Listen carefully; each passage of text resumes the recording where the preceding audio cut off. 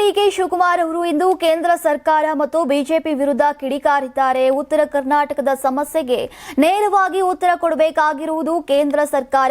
ಈಗಾಗಲೇ ನಾವು ಮುಖ್ಯಮಂತ್ರಿಗಳು ಎಲ್ಲ ಸೇರಿ ಮೆಕ್ಕೆಜೋಳ ವಿಚಾರದಲ್ಲಿ, ಕಬ್ಬಿನ ವಿಚಾರದಲ್ಲಿ ಸರ್ಕಾರಕ್ಕೆ ದುಬಾರಿಯಾಗುವ ಹಾಗೆ ತೀರ್ಮಾನವನ್ನ ಮಾಡಿದ್ದೇವೆ.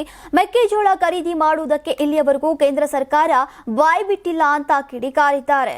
ಇನ್ನು ಬಿಜೆಪಿ ಸಂಸತ್ ಸದಸ್ಯರು ಏನಿದ್ದಾರೆ ಅವರು ಎಲ್ಲಾ ವಿಚಾರದಲ್ಲೂ ಇವತ್ತಿನವರೆಗೂ ಧ್ವನಿ ಎತ್ತಿಲ್ಲ.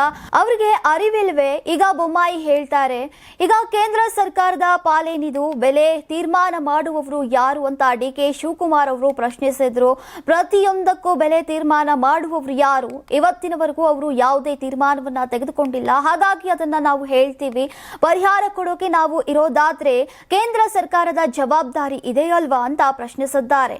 ಇಲ್ಲಿಯವರೆಗೂ ಯಾಕೆ ಬೊಮ್ಮಾಯಿ ಅವರು ಇದನ್ನ ಪಾರ್ಲಿಮೆಂಟ್ ಅಲ್ಲಿ ರೈಸ್ ಮಾಡಿಲ್ಲ ಅಂತ ಕೇಳಿದ್ದಾರೆ. ಪ್ರಧಾನಮಂತ್ರಿ ಅಗ್ರಿಕಲ್ಚರ್ ಮಿನಿಸ್ಟರ್ ಅವರನ್ನ ಯಾಕೆ ಭೇಟಿ ಮಾಡಿಲ್ಲ? ಇಷ್ಟೆಲ್ಲ ಮಾತನಾಡುವವರು ಅಂತ ಕಿಡಿಕಾರಿದ್ದಾರೆ.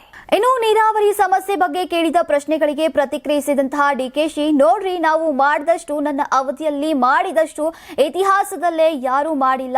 ಇತಿಹಾಸ ಹೋಗಿ ನೋಡಿದ್ರೂ ಸಿಗಲ್ಲ. ಯಾರು ಕೂಡ ಮಾಡೋದಕ್ಕೆ ಆಗದೇ ಇರುವಂತಹ ಇತಿಹಾಸದ ತೀರ್ಪುಗಳನ್ನ ನಾನ್ ಮಾಡಿದ್ದೇನೆ. ಅವರಿಗೆ ಅಸೆಂಬ್ಲಿಯಲ್ಲಿ ಮಾತನಾಡೋಕೆ ಹೇಳಿ ಹೀಗಂತ ಬಿಜೆಪಿಯವರಿಗೆ ಡಿಸಿಎಂ ಡಿಕೆಶಿ ಅವರು ಸವಾಲನ್ನ ಹಾಕಿದ್ದಾರೆ. ಈ ಬಗ್ಗೆ ನೀವೇನಂತೀರಾ? ಕಾಮೆಂಟ್ ಮಾಡಿ ತಿಳಿಸಿ.